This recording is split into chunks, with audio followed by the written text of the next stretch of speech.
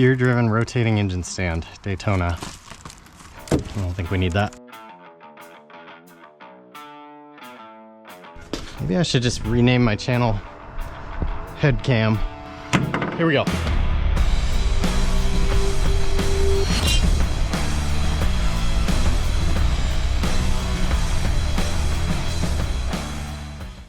.3 Saga, take 6? I don't know. Here we go. Just got this engine stand from Harbor Freight.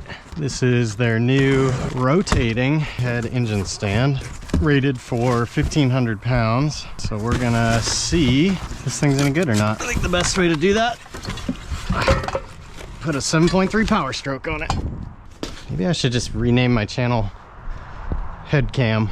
Just film everything I do with a GoPro on my head. Gear-driven rotating engine stand, Daytona. I don't think we need that.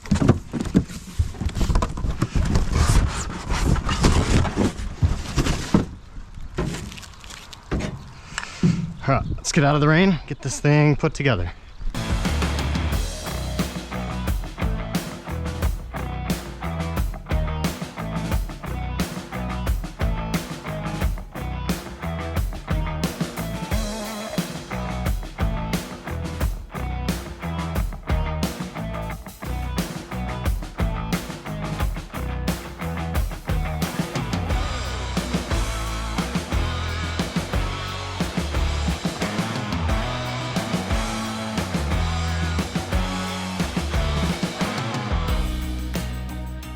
First impression, the stand is typical Harbor Freight build quality, nothing to write home about. But hey, it's all like powder coated and came with all the hardware I needed. It's got 1, 2, 3 Zerk fittings on the rotating head assembly, and doesn't feel like there's any grease in there, so I'll probably hit those right now.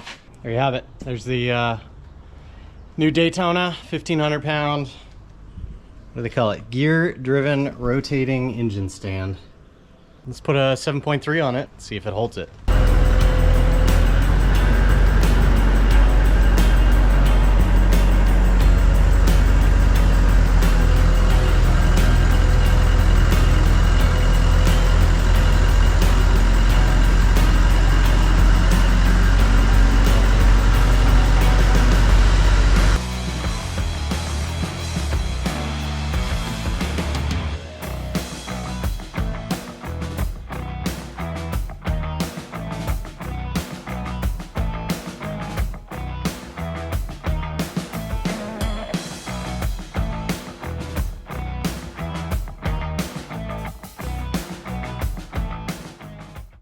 Alright, I'm going to do one more thing before I set it down, and that's try to oil all the casters.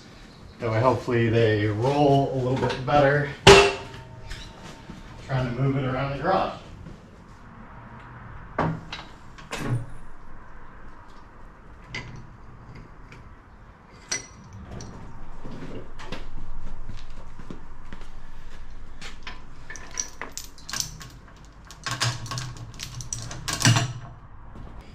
Alright, it's on there. I don't know if I dare touch it. So that right there that's the big advantage.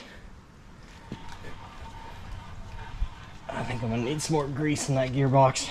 Greasing these 3 Zerks. This bearing, I could visibly see grease come out the backside after a few pumps.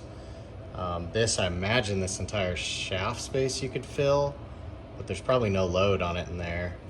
And then I presume the gearbox mechanism's in here. So I want to pull this cover and take a look at that and see if I can manually push some grease in here and then put the cover on, or if what this Zerk exactly is doing. Here's this Harbor Freight engine stand with this back gear case cover removed, and you can see the operating mechanism. So this brown grease is all that it had on it, and then I shot some of the red grease in, so you could tell I didn't even work it all the way around. But I could feel the kind of metal gear on gear action in there, and I'd really like to maybe pack this all the way through. And then I can see also there's some thrust ball bearings right there that aren't greased, and presumably one right there too. So I think I'll just shoot as much grease as this in this as I can right now, and then put the cover back on, see how it feels. You can also see now how the locking pin is designed to go between two of the teeth to lock it in.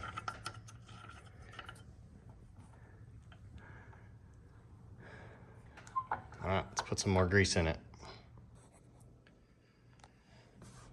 Voila, added as much grease as I could manually pack down in there. I'm sure it will, let's see how much it pulls in right away. I'll go ahead and use this stand quite a bit, probably tear this motor down and then pull this cover and see if I can get some more grease in there, but that feels better already.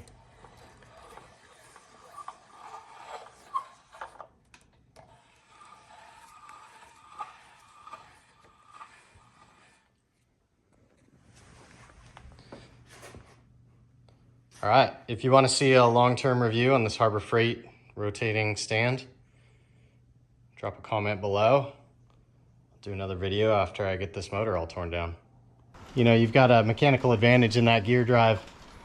That's the key to, like, it's easy to flip a heavy engine over, kinda, but you typically can't ever get them back.